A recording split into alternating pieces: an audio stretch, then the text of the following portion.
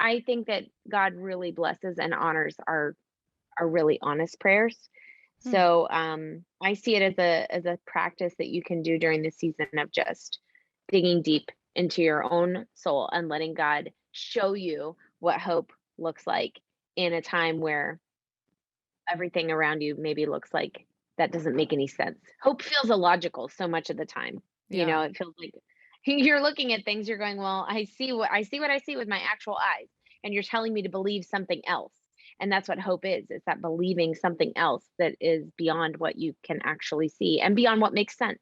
Yeah. So, When you talk about praying those hard prayers, those big, heavy prayers, mhm, what does it look like to continue to have hope when we're not seeing an answer? that's a good question. I think it looks different for all of us. I think my experience with that is I work through that sometimes with art.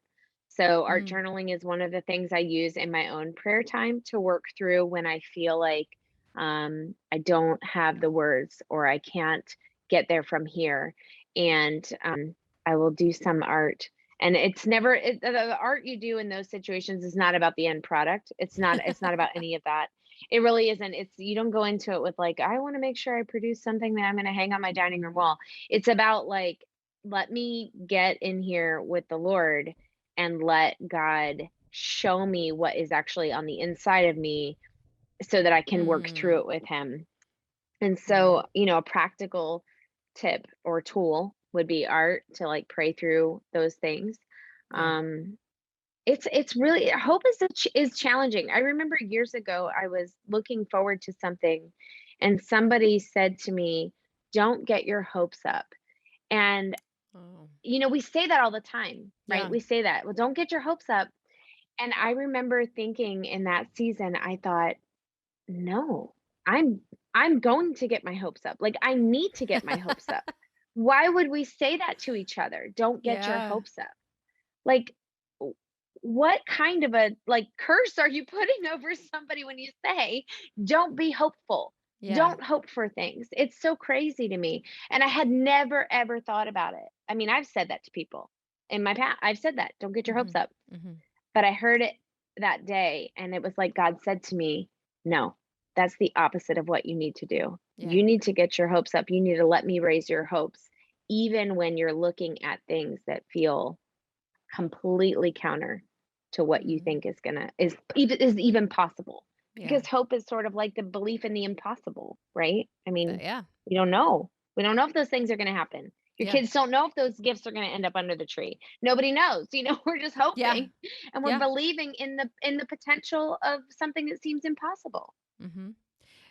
I feel like we say things like, "Don't get your hopes up," because then it is like a way of managing our expectations. You're like, "Well, I didn't Yeah. really think it was gonna happen anyway," when really inside, like, your heart rate and your blood pressure has been through the roof for weeks because you've been hoping for this, right? Mm, And I think sometimes saying, "Well, don't get your hopes up," it's almost like we're giving God an out. Like, okay, I'm going to pray for this, but I'm not going to get my hopes up because, God, this isn't what if this isn't what you want. And I don't feel like that's what God challenges us to pray in scripture. mm, If he's challenging us to yeah, pray these big prayers that are beyond what we can think and imagine, because that's the kind of God he is, then that means that we really do have to pray prayers that require a huge amount, a generous amount of hope to right. actually like see God act in the way that's truly God. Because if Well, we resisting, yeah, go ahead. no, no, go ahead.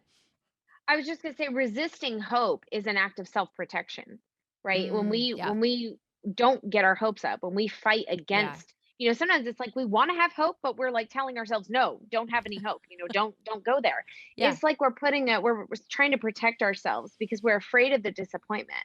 And the Mm, reality is you're going to pray prayers that God doesn't answer the way you want them to be answered. And you mhm. will be disappointed. And that is just a hard reality and a hard tension we live with as people of faith and people without, who don't practice, following Jesus. Yeah. We live with the reality that disappointment is a real thing and Yeah. we will encounter it. And sometimes those disappointments can feel earth-shattering. They can just feel crushing. But I feel like Yeah. the Advent season reminds us that, Christ entered into a broken world. I mean, it's a completely impossible, absurd story, right? Like, if you Mhm. really think about the whole story, it's so crazy. Yeah. What in the world? And yet, God, this is how he chose to come to his people Mhm. through this absurd, impossible story that nobody else could have ever written. And it is an affront to the world that says there is no hope. You will be disappointed. We will be disappointed, and God is present with us in the disappointment Yeah. at all times. And so it just feels like, how can we how can we wrestle with hope and let ourselves experience it, and know at the same time that we might be disappointed. Mm. And that's okay, because Yeah. God is still God and God is still present even in our disappointment.